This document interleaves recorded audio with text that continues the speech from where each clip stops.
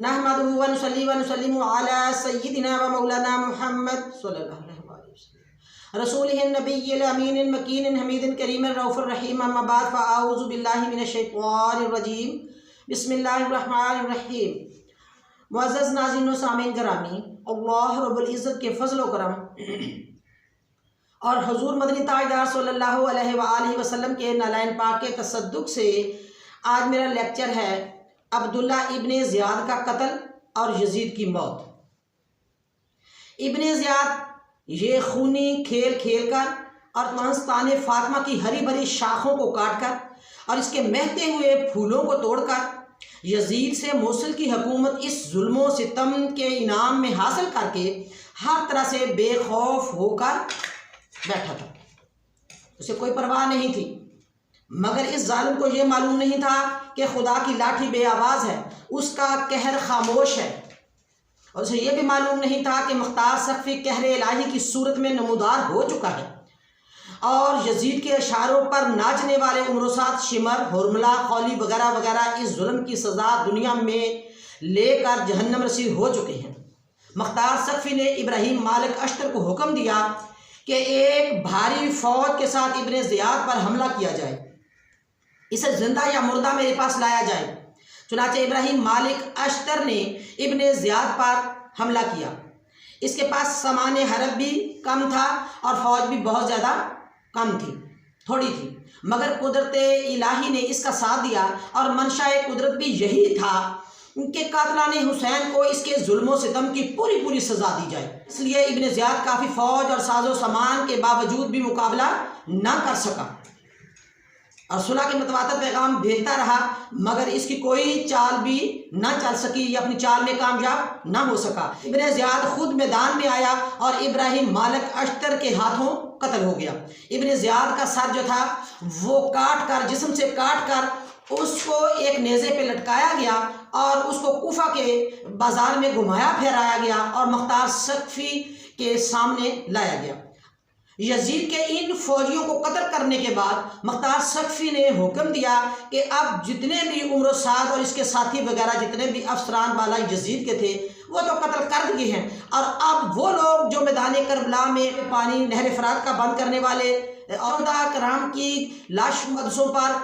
گھوڑے دوڑانے والے لوگ، ان سب کا خاتمہ کیا جائے، ان کو بھی قتل کر دیا جائے۔ اس طرح ہوا، سب کا خاتمہ کر دیا گیا، سب کو دنیاوی سزا دے کر جہنم رسید کر دیا گیا۔ مختار سقفی تمام دشمنان اہل بیت اور قاتلان حسین کو جہنم رسید کرنے کے بعد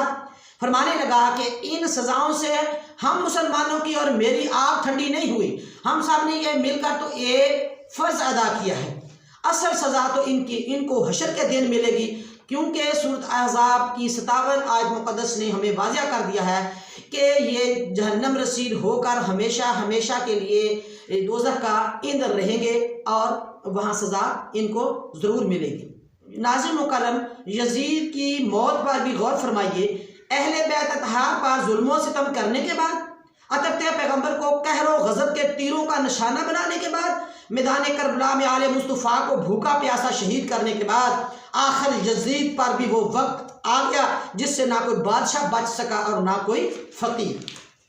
نہ کوئی ولی بچ سکا اور نہ کوئی پیغمبر بچ سکا۔ کل نفس ذائقۃ الموت، اچھے اور برے سب کو موت کا مزہ جو ہے وہ چکھنا ہے، یعنی موت کا وقت آ گیا۔ یزید کو درد کلن ہوئی، وہ درد کلن ایسی تھی کہ اللہ تبارک و تعالیٰ نے دنیاوی تلوار اور دنیاوی جو بھی تیر نیزے وغیرہ تھے، اللہ تعالیٰ نے وہ دنیاوی نہیں بلکہ جو خاموش اللہ کی تلوار تھی، خاموش لاٹھی تھی جو ان سے بھی زیادہ بڑی تھی،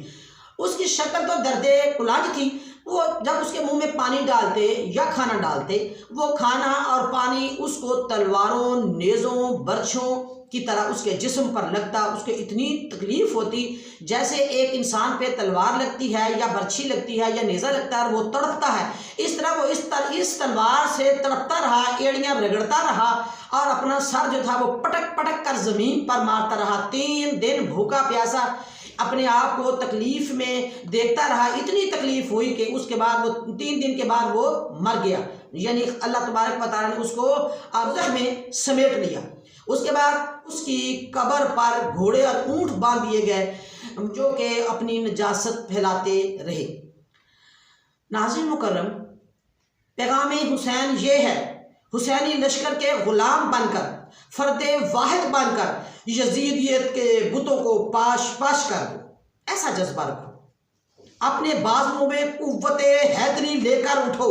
اپنے سینوں میں قرآن لے کر اٹھو، اپنے دلوں میں امام حسین کا عزم لے کر اٹھو، فاطمہ کے لال کا جذبہ لے کر اٹھو، فاطمہ کے لال کا